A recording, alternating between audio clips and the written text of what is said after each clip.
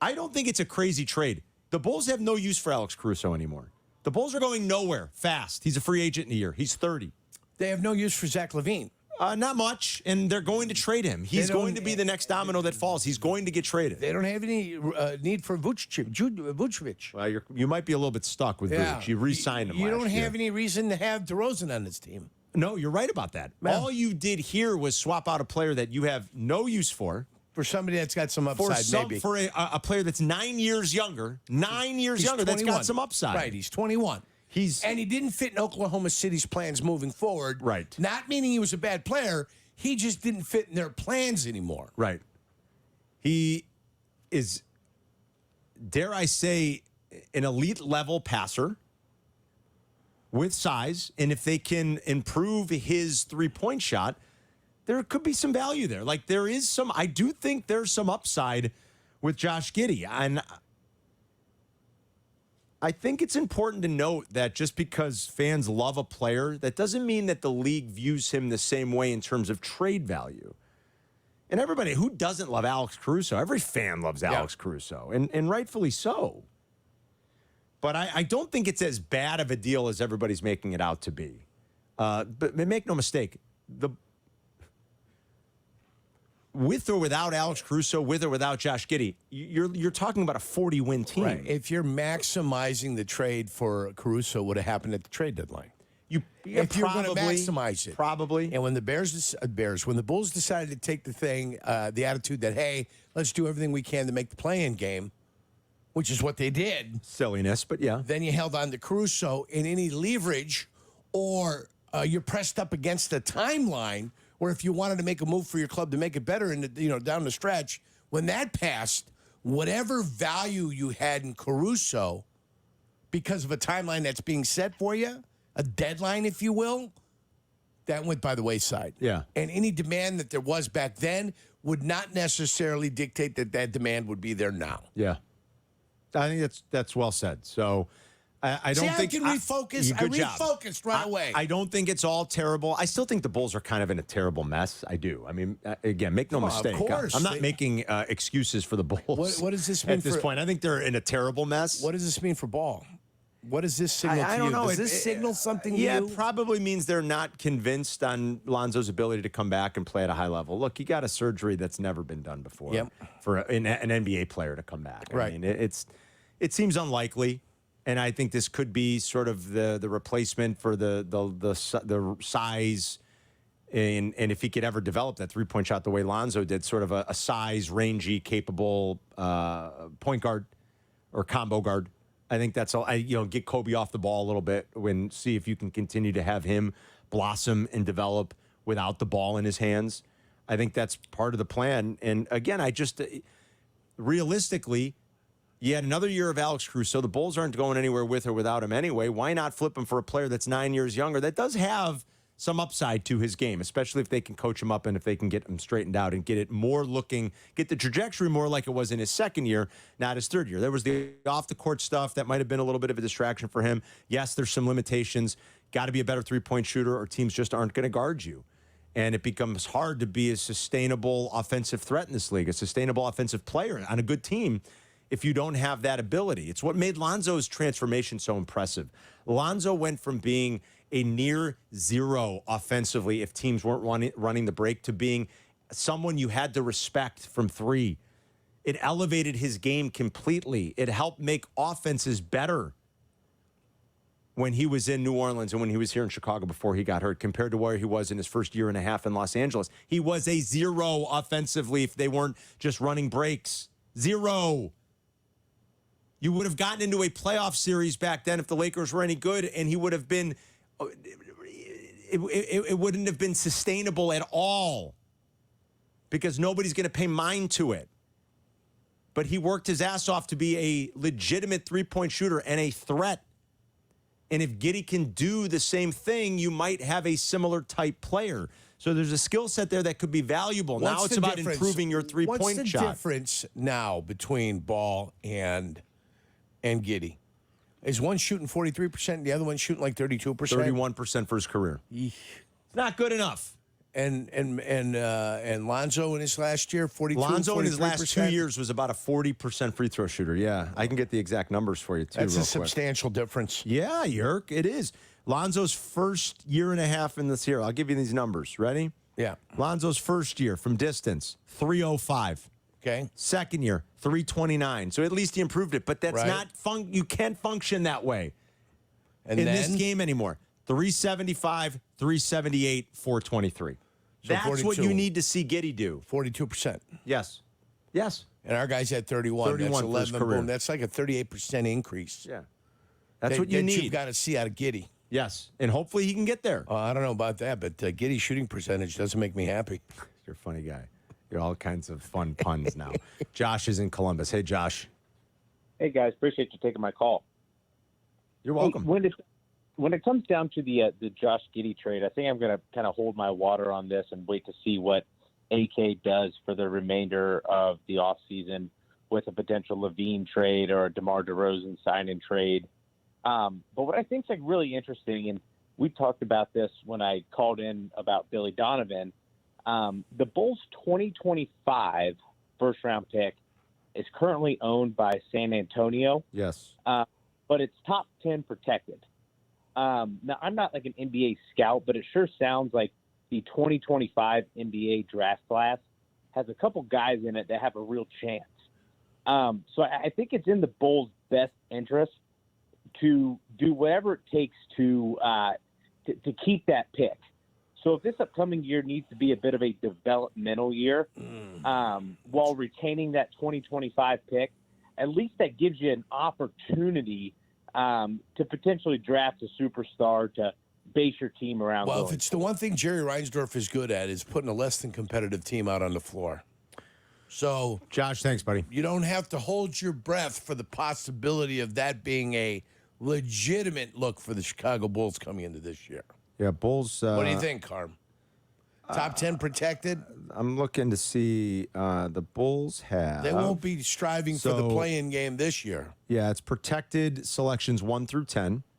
So, yeah, and then it's 1 through 8 in 2026. It's 1 through 8 in 2027. And if the Bulls haven't conveyed the first-round pick to San Antonio by then, they will instead convey its second-round pick the following year to San Antonio. So it would behoove them, he's not wrong, to retain that pick Right. for next year. The Bulls also have a Portland pick next year, but that pick is protected by Portland in the lottery. So that one's got lottery protection on it from Portland. So, yes, it might not be a bad time, especially if the draft class is a little bit better, to go ahead and say, we're going to reset things and change the direction of this franchise. There's a long way to go before they're any type of good or competitive or relevant. I mean, who knows if they bring DeMar back or not? I don't know that makes a whole lot of sense. I do think Zach will be traded. But what are they going to be, a playing team again? And what good is that going to do you? Nothing. A playing team is nothing. Protecting the pick is more important. Whatever the Bulls did last year, and that's why this Giddey thing It is would just have to maybe be. one small piece of whatever their future plans are. I'm not asking any Bulls fan to give them the benefit of the doubt or to be patient, because it stunk the last few years. It's completely stunk. So Yeah, it's been terrible. I'm not suggesting any of that. I just don't think the return's quite as bad as Bulls fans are making it out to be, and that's because everybody loves Alex Caruso, and why not? He's an easy guy to love. Matt, hold on. I was going to go to Matt, but let's take a break. We'll stay on Let's do it. task and stay on the clock Yeah, here. stay on the clock. Matt, yeah, if you're online, sit tight. We'll grab your Bulls calls, 312-332-3776. If you like the trade, if you hated it, if you think there is some potential upside with Giddey, your opinions are welcome. Your calls are welcome. We'll play McKnight at the movies a little bit later. Jesse at 1 to talk baseball. Mets in town for a series on the north side with the Cubs. It's Carmen and Jurko. We'll be right back. You're listening to Carmen and Jurko on ESPN Chicago, Chicago's home for sports. The Odds Couple with Mike North and Carmen DeFalco. As may the odds be ever in your favor. Presented by Circus Sports. Check out the podcast. Available on demand Friday through the ESPN Chicago app. Well, if you've taken my advice and visited one of the Pride Store's 17 Chicagoland locations, you already know it's not your typical convenience store. I tell you all the time. They got everything you expect to find at a convenience store. They've got food, coffee, customer service. Let me tell you about my favorite part, the selection of beer, wine, and spirits. top notch. They have a wide array of local craft beer, if that's your thing, including their very own 93 Octane. They make it here locally in St. Charles and Warrenville. Their signature APA Wingman is delicious. Nice beer for the summer. They also got a great summer beer that they're doing a collab with now at the Kane County Cougars. It is terrific. It's just light and crisp and refreshing. It's not real high alcohol. They got a bunch of cool barrel picks, aged stuff that they do in the fall. So really cool seasonal stuff. And then the barrel picks. Oh, yeah. Bourbon, rye, tequila. You don't want to miss it. Second to none. Check out one of the Pride Store's 17 Chicagoland locations today and experience the Pride difference for yourself. Proudly offering BP gasoline with Invigorate. At Elmhurst University, we make it our mission to ensure our students go far and do well. This means equipping you with the skills you need to excel on campus, and then elevating you into a long-lasting career. Our supportive faculty and far-reaching professional network create an environment that allows you to be at your best, so you can do your best, which means you'll be ready to make your impact on the world from the moment you graduate. A professional powerhouse located just outside Chicago. Elmhurst University. Go far, do well. Woodford Reserve is more than a spirit, it's a spectacle. With more than 200 flavor notes, Woodford Reserve wows your senses, delights your palate, surprises you with every new scent and sensation. It elevates an evening to an event, giving you a new experience with every sip. So yeah, Woodford Reserve is more than a spirit. It's a spectacle for the senses. Kentucky Straight Whiskey, 45.2% ABV. The Woodford Reserve Distillery, Versailles, Kentucky. Please drink responsibly. Woodford Reserve is a registered trademark. 2024. All rights reserved. Hey, it's Cap. 3 things in life are certain: death, taxes, and testosterone levels dropping as you get older. For more energy, better workouts, and increased libido, the team at Affinity Whole Health will help you get after it. It's easy to get started with their injectable testosterone and GLP for weight loss. Right now, Affinity is offering free labs and a free consultation for a limited time. Plus, they will ship you discreet, personalized treatment directly to you. Go to Affinity Whole Health today at feelgreatillinois.com. That's feelgreatillinois.com. This is AEW, where the best wrestle. Chicago on Wednesday, July 3rd. All Elite Wrestling presents Dynamite. In this ring, in front of all you people. Let's get down to business. Get the feeling as professional wrestling's hottest show brings more iconic moments to AEW's Windy City history. AEW Dynamite and Rampage from Wintrust Arena in Chicago. Wednesday, July 3rd. Tickets on sale now at AEWTIX.com. Texting enrolls you in recurring automated marketing text messages. Consent not required to purchase. Message and data rates may apply. Ooh, what a dinger. Man, I miss our days playing ball. But ever since I turned 40, just thinking about taking a lap around the bases makes me tired. You ever think lower testosterone is the issue? What are you saying? After 40, the body has less testosterone, impacting your drive. That's why guys like me take Nugenix Total T, to keep their energy up. Nugenix really works for you? Since I started taking Nugenix, I feel great. Getting up early for workouts. I'm focused, energized, getting things done at work, in the gym. I even feel more passionate in my relationship. How do I give Nugenix a try? Send them a text for a complimentary bottle. Text CASH to 321-321 right now for your complimentary bottle of Nugenix Total T. It's the #1 selling testosterone boosting brand at GNC and Walmart. Do it now and they'll also send you a bottle of Nugenix Thermo X, their newest, most powerful fat burner ever, absolutely free. Text CASH to 321-321. That's CASH to 321-321. These statements have not been evaluated by the FDA. This product is not intended to diagnose, treat, cure, or prevent any disease. Advantage Acura of Naperville is your connection to your new Acura. Drive home in one you'll love in less than 60 minutes, or they'll make your first car payment. And every new Acura comes with the Advantage Plus program. Come see them in Naperville or visit AdvantageAcura.com. Restrictions apply. See dealer for details. You're listening to Carmen and Jurko. Follow the show on Twitter at Carmen DeFalco and at Jurko64. This is ESPN Chicago, Chicago's home for sports. If you missed the big announcement at noon, it's okay. We can reiterate. Football Fest tickets are on sale now. It's going to happen Sunday, August 25th at the Hard Rock Casino, Northern Indiana. We're back at that venue, I think, for a third straight year, at least 3, maybe 4. Such a great space to do it. Adam Schefter's coming back. Field Yates is coming back. We're all going to be there. Jurko will be there this year. You can buy your tickets now at Ticketmaster or at HardRockCasinoNorthernIndiana.com. I'm excited to be there. It's going to be fabulous, and it's going to be a little bit more interactive this year. We're going to be out in the crowd more. We're going to have, like, booths set up, and I'm trying to think of all the booths besides Calvin and Keith. There's got to be more sports booths, right? Got to be. There's Calvin, there's Keith. Who else? I said David Booth. Played for DePaul. David Booth, there you go. It's I a gave good you one. that booth Thank right you. away. We got to think of other guys that aren't just basketball players, and we're going to just be out in the booths, and it'll be a great chance to get up close and personal with a bunch of great listeners and partners, and it'll be a good time. So make sure you buy your tickets. Don't wait. Go to Ticketmaster or go to Hard Rock Casino. And of course, my symposium on why you should play War at the casino and the advantages. I mean, I have seen War at the casino. Like I saw my your favorite guy, Len. I mean, he won a hand of War. We were at where were we? We were maybe walking through Encore. I bet you we were walking through Encore to win. Just there. Yeah, and he goes, I'm going to play a hand of War. I'm like, really? And he did. He played Casino War, and he won. Not for me. I mean, what would the house edge be there? I don't know. I don't know. I'm sure they figured it out, though. Didn't they? Guarantee you. Didn't they figure it out? I guarantee you there's some edge for them. There's no doubt about it. I'll stick to blackjack. Either way, we're going to have fun. Yes, it's going to be great. It's August 25th.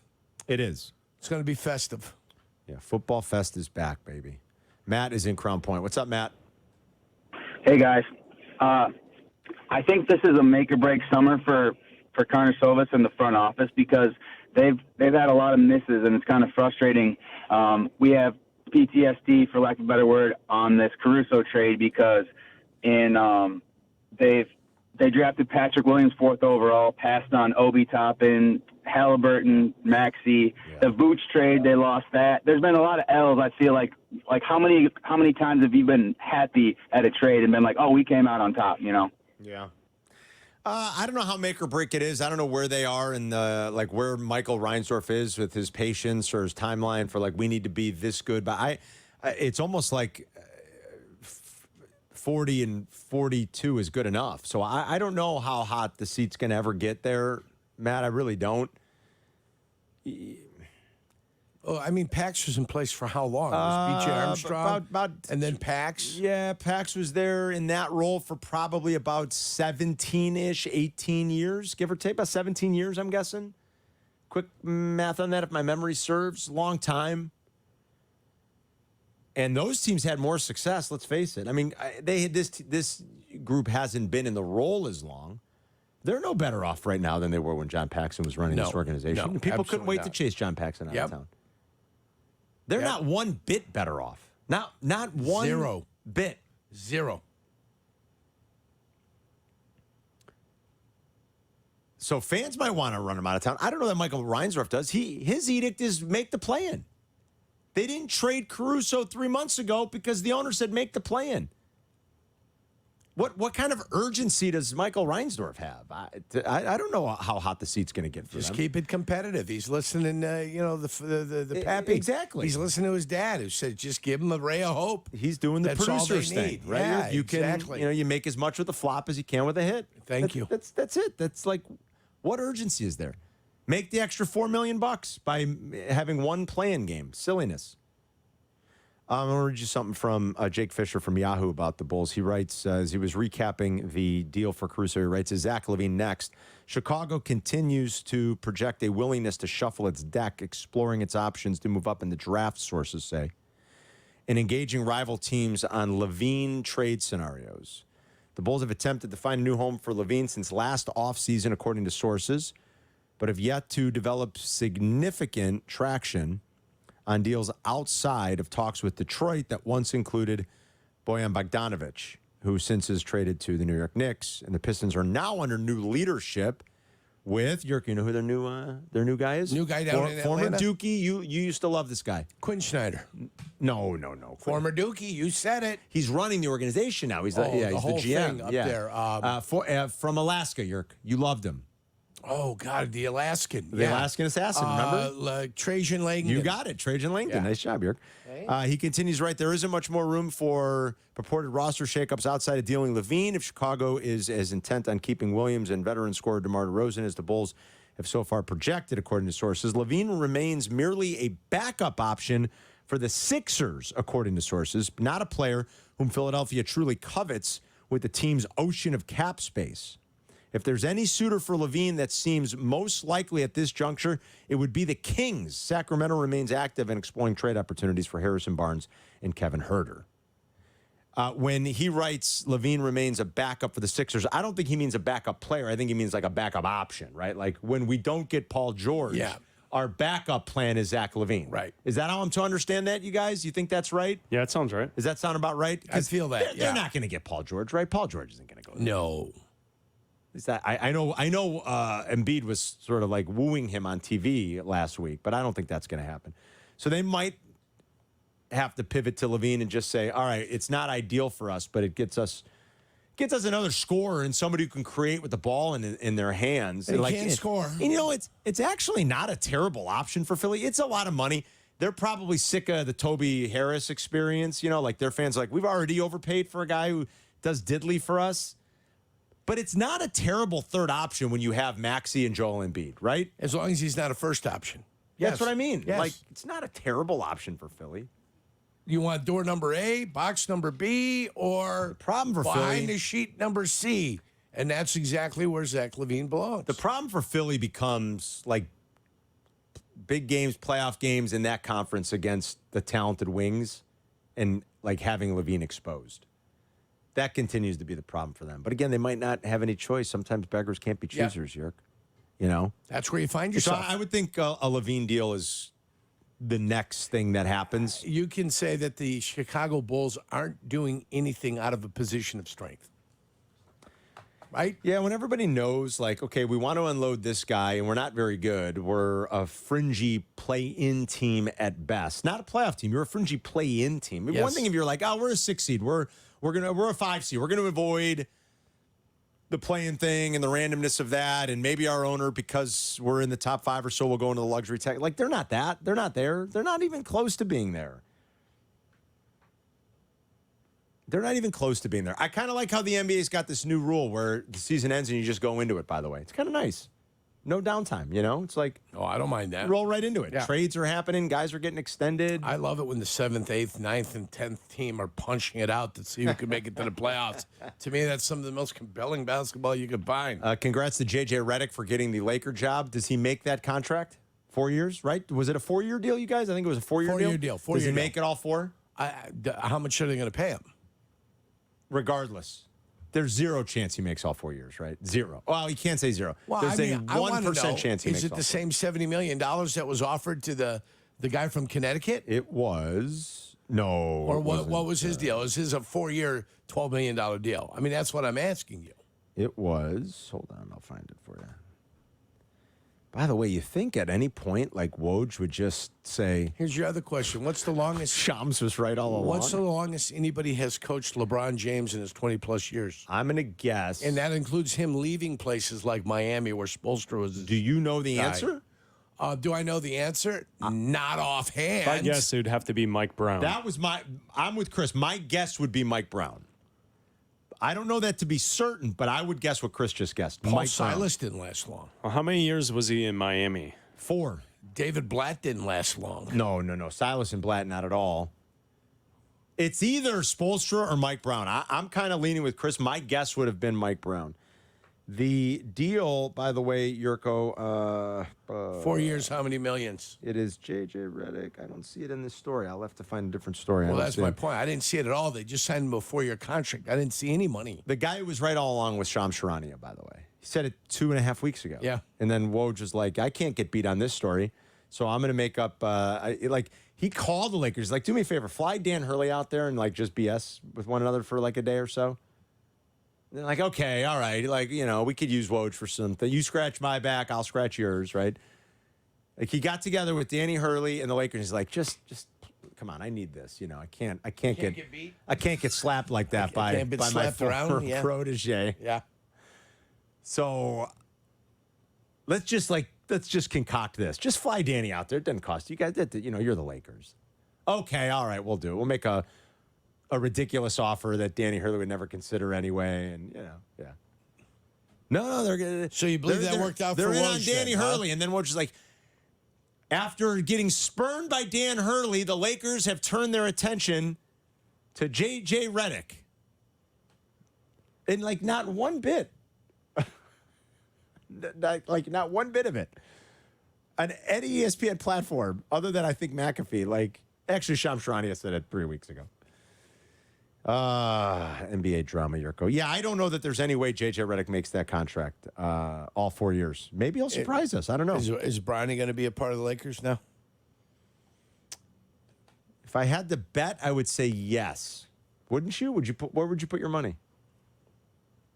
I mean, why would anybody draft him? Wouldn't you just let him become a free agent, then you bring him in as a free agent? Unless you want him to feel good about himself and you want his dad to be happy. I don't know. I mean, somebody might see value in him. Some team might see some value. His college career dictates he gets drafted? No, I wouldn't say so. Okay. But that wouldn't be a first where a guy had measly college statistics and still a team took a chance on him. I think Redick got, why was it so hard to find how much money? Is nobody reporting the money, you guys? I thought I saw it yesterday. But a couple of quick Google searches, and I'm not coming There's up no with... money attached to it. I haven't seen any money to it. Oh, here. This is from Hoops Hype says 4 years, around $32 million, so 8 million a year? Yeah. That's nowhere near what the it's first-time manager. Oh, he's first time, yeah. I know. First-time coach. He's 39. 312-332-3776. It's Carmen